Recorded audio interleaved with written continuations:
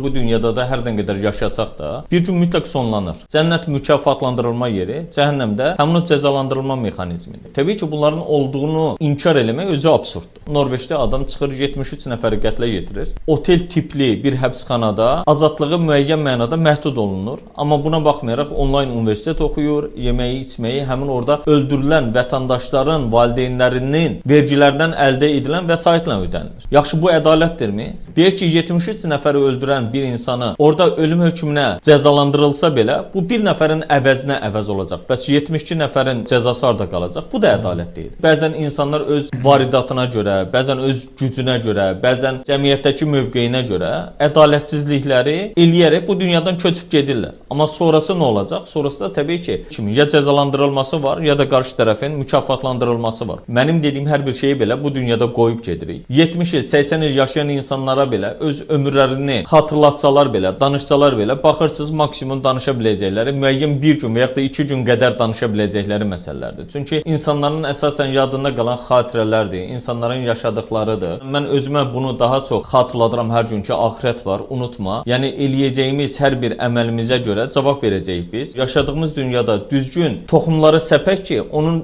nəticəsini, onun məhsulunu o tərəfdə daha gözəl şəkildə ala bilək.